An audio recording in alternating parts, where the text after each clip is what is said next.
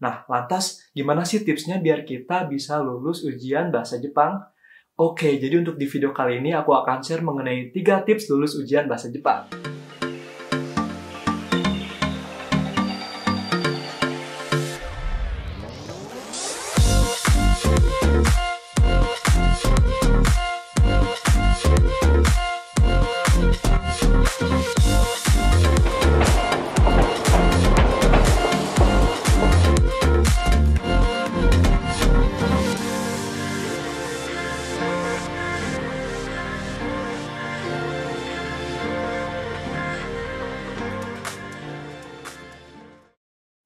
Oke, halo guys, bagaimana kabarnya? Mudah-mudahan teman-teman dimanapun berada, sehat selalu ya. Mengikuti ujian bahasa Jepang menjadi salah satu prasyarat untuk teman-teman pergi ke Jepang, teruntuk untuk teman-teman yang akan bekerja. Katakanlah pada saat teman-teman ingin mendapatkan visa magang di Jepang, teman-teman seminimalnya harus lolos ujian JLPT N5 atau ujian setaranya. Nah, kalau misalkan teman-teman ingin pergi ke Jepang menggunakan visa Tokutegino, teman-teman harus bisa lulus ujian JLPT N4 atau ujian setaranya. Nah, lantas gimana sih tipsnya biar kita bisa lulus ujian bahasa Jepang? Oke, jadi untuk di video kali ini aku akan share mengenai 3 tips lulus ujian bahasa Jepang. Yang pertama adalah buat jadwal belajar. Nah, kita harus membuat jadwal belajar yang realistis agar kita tahu apa yang akan kita bahas setiap harinya, agar benar-benar apa yang kita pelajari itu benar-benar terukur, udah sampai mana kita mengerti materi yang akan kita siapkan untuk ujian tersebut.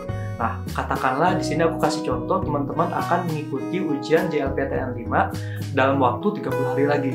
Nah, kita harus cari tahu nih materi apa aja yang ada di ujian JLPTN 5. Di buku Gakushudo ini sudah terangkum semua materi yang ada di ujian JLPTN 5. Nah, jadi di buku ini tertera bahwa ada 85 pola kalimat dan 107 kanji. Nah, dari materi-materi yang tersedia dari ujian JLPTN 5 ini, kita bisa membuat sebuah jadwal atau rutinitas belajar yang bisa terukur dari semua cangkupan yang ada di materi ini. Katakanlah kita belajar Senin sampai Jumat. Nah, kita bisa membuat jadwal belajar setiap harinya kita harus mempelajari 5 pola kalimat dan 6 kanji sampai benar-benar kita menguasainya. Di setiap hari Sabtunya kita bisa melakukan latihan-latihan soal yang ada juga di buku ini. Jadi di buku Gakushudo ini, Kiat Sukses Mudah dan Praktis Mencapai N5 ini, kita bisa belajar yang pertama pola kalimat, yang kedua kanji-kanji, terus yang ketiga adalah latihan-latihan JLPT. Nah, jadi sebenarnya di sini sudah dirangkum ya semuanya secara ringkas mengenai pola kalimat, kanji, dan latihan soal, serta ada kunci jawabannya juga di sini.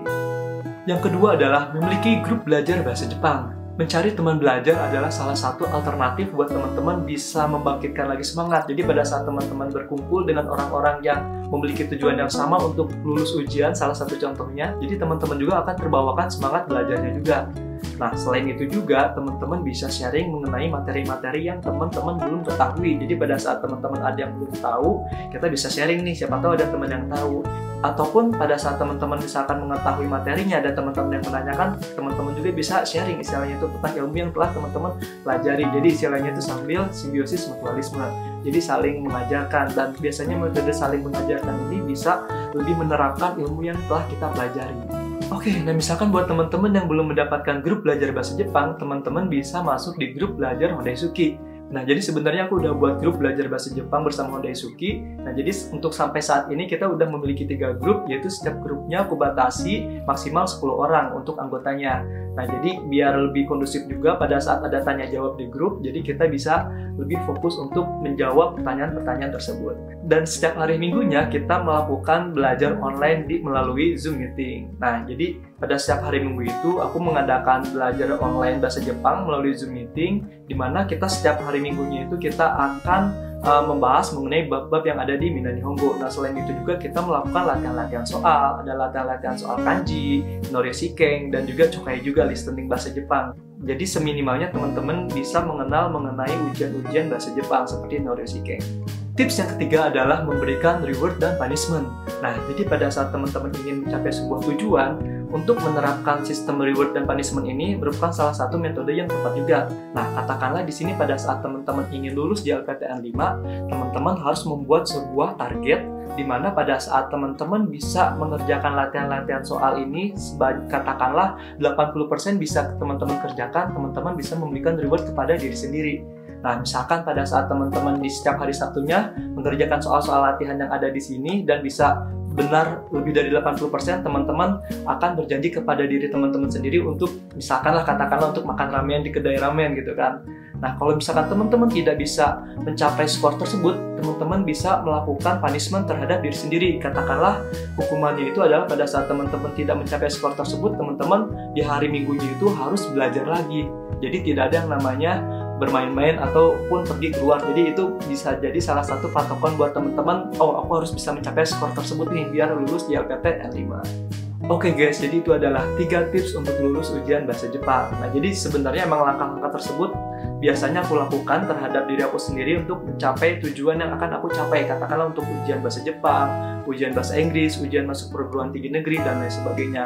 Tentunya tips ini tidak menjamin 100% kita akan lulus ujian tersebut. Nah, itu kembali lagi kepada seberapa besar usaha kita dalam belajar. Jadi pada intinya kita hanya bisa merencanakan, berusaha, dan untuk hasilnya kita serahkan kepada yang di atas. Tapi seminimalnya pada saat teman-teman melakukan perencanaan mengenai istilahnya itu pada saat teman-teman membuat sistem belajar yang baik, terus teman-teman memiliki grup belajar bahasa Jepang yang baik juga, dan teman-teman melakukan reward dan punishment, itu setidaknya teman-teman akan meminimalisir kegagalan ujian tersebut. Jadi buat teman-teman yang akan mengikuti ujian bahasa Jepang, tetap semangat ya. Kalau misalkan teman-teman belum mendapatkan grup belajar bahasa Jepang, teman-teman bisa gabung di grup Hondaisuki. Caranya gampang banget, teman-teman bisa beli salah satu buku yang ada di Hondaisuki. Nah, teman-teman juga bisa beli buku Kiat Sukses Mudah dan Praktis Mencapai N5 dan ada juga N4. Nah, ini harganya murah banget guys. Untuk yang N5 ini harganya cuma 55.000 dan untuk yang N4 ini harganya 59.500. Untuk link pembeliannya melalui Shopee, teman-teman bisa klik link di deskripsi video ini. Oke, see you in my next video guys.